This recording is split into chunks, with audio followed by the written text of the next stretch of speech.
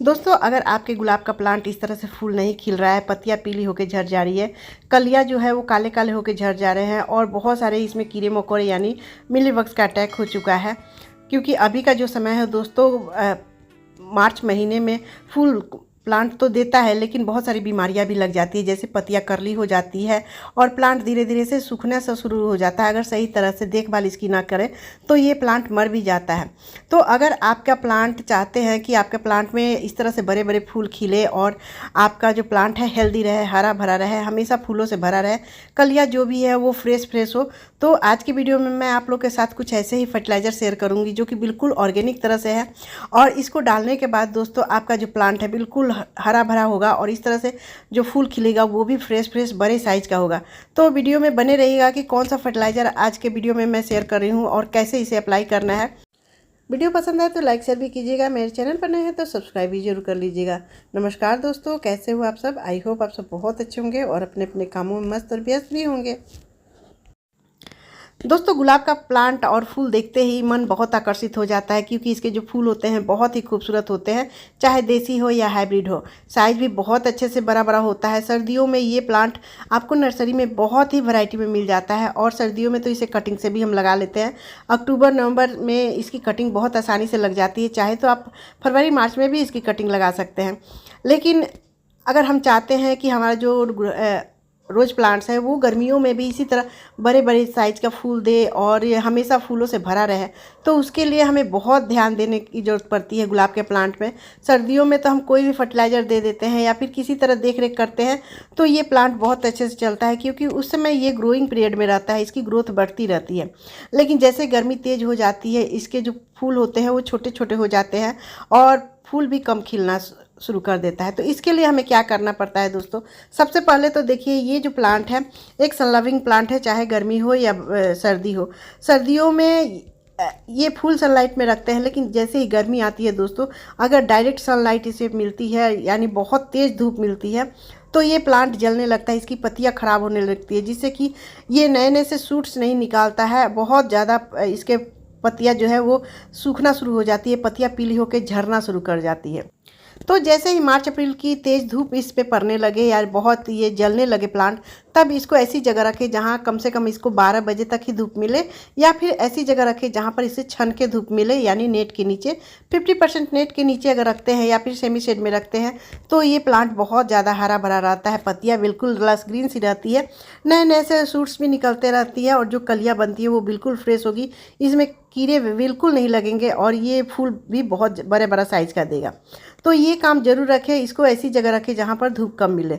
और दूसरा इसमें जो काम करना है दोस्तों, जितने भी ये फूल खिल जाते हैं, ये बहुत ज़रूरी काम है, जितने भी ये फूल खिलते रहते हैं अक्सर 2 दिन 3 दिन या फिर हाइब्रिड रोज प्लांट जो होता है वो अक्सर 3-4 दिन तक फूल ऐसे ही खिला रहता है। लेकिन जैसे ही ये मुरझाने लगे, ख़राब होने लगे, तो इस फूल को कट करके हटा दें, क्योंकि अगर जब तक कट करके हटाएंगे नहीं तब तक ये प्लांट फिर दोबारा हमें फूल नहीं देगा, वहाँ से नए नए ब्रांच नहीं निकलेंगी, नए नए से सूट्स नहीं निकलेंगे। तो ये काम करना बहुत ज़रूरी है। तो जितने भी खिले हुए फूल ख़त्म होने लगे तब कम से कम 1-1.5 इंच छोड़ कर आप नीचे से कट करें, यहाँ से देखिए, ताकि यहाँ से नए नए से ब्रांच निकलना शुरू करें। तो जितने भी सूखे फूल है उसको कट करेंगे तभी हमें नए नए से पत्तियाँ निकलेगी, नए नए से ब्रांच निकलेंगे और ये प्लांट हेल्दी भी होगा, ज़्यादा घना भी होगा। तो ये काम करना ज़रूरी है दोस्तों। और तीसरा जो इसमें काम है, जितने भी खरपतवार, अक्सर रोज़ प्लांट्स में बहुत ज़्यादा खरपतवार उगाते हैं क्योंकि हम फर्टिलाइज़र भी ज़्यादा देते हैं तो खरपतवार उगते ही हैं। तो ये खरपतवार हटाना बहुत ज़रूरी है, नहीं तो क्या होता है कि जितने भी हम फर्टिलाइज़र डालते हैं, जो भी न्यूट्रिशन अपने प्लांट्स को देते हैं, ये सारे खरपतवार लेते हैं, जिससे कि ये बहुत ज़्यादा मात्रा में रोज़ प्लांट्स के मिट्टी में निकल आते हैं। तो इसे सप्ताह में 1 दिन ज़रूर हटा दिया करें ताकि जो मिट्टी है वो फ्रेश रहे और जितने भी हम न्यूट्रिशन डालें वो डायरेक्ट हमारे प्लांट्स को यानी रोज़ प्लांट्स को लगे। तो ये खरपतवार हटाना बहुत ज़रूरी है, तभी ये प्लांट्स हेल्दी रहेगा, नहीं तो ये प्लांट्स ख़राब होने लगता है। और इसके चलते मिट्टी में फंगस भी लग जाती है क्योंकि एक ही गमले में ज़्यादा प्लांट्स रहता है तो प्लांट्स की ग्रोथ भी रुक जाती है। तो मिट्टी को हेल्दी अगर रखना है तो इसकी गुड़ाई भी बहुत ज़रूरी है। तो सप्ताह में 1 दिन गुड़ाई भी बहुत ज़रूरी है। कम से कम 1 दिन अगर गुड़ाई करते हैं तो मिट्टी हेल्दी रहती है, प्लांट्स को ऑक्सीजन मिलते रहता है। तो इसकी गुड़ाई ज़रूर करें सप्ताह में 1 दिन, जिससे कि जो भी हम न्यूट्रिशन, जो भी फर्टिलाइज़र डालें वो डायरेक्ट इसके रूट्स को मिले। दोस्तों बात करें कि रोज़ प्लांट्स में कौन सा फर्टिलाइज़र दें ताकि इसको भरपूर न्यूट्रिशन मिले, तो इसके लिए हम ज़्यादातर इसमें जैसे बॉर्न मील डालते हैं, उसमें बहुत सारे न्यूट्रिशन होते हैं, जैसे उसमें सभी तरह के न्यूट्रिशन मिल जाते हैं, लेकिन महीने में 1 बार ही उसको डालें। लेकिन अगर 15 दिन में 1 बार डालना है या सप्ताह में 1 दिन डालना है दोस्तों, तो आज मैं जो फर्टिलाइज़र डाल रही हूँ वो बिल्कुल हमारे घर में मिल जाती है, बिल्कुल फ्री में, और एक भी पैसा नहीं लगता है, और बिल्कुल ऑर्गेनिक तरह से। तो ये है दोस्तों देखिए, ये चाय पत्ती है जो कि गुलाब के लिए एक वरदान के समान है। चाय पत्ती को अगर गुलाब में डालते हैं तो गुलाब की ग्रोथ बहुत तेज़ हो जाती है, बहुत सारे नए नए से शूट्स निकलते रहते हैं। तो ये यूज किया हुआ चाय पत्ती है, आप इसके बदले फ्रेश चाय पत्ती भी ले सकते हैं, उसका लिक्विड फॉर्म बनाकर। डायरेक्ट चाय पत्ती को नहीं डालें अगर फ्रेश ले रहे हैं तो, लेकिन ये यूज किया हुआ है, धो के सुखाया हुआ है, तो इसको आप इस तरह से यूज कर सकते हैं। तो ये देखिए, इसमें नाइट्रोजन है, फास्फोरस है, बहुत सारे इसमें भी न्यूट्रिशन है जो कि हमारे रोज़ प्लांट्स के लिए बहुत अच्छा होता है।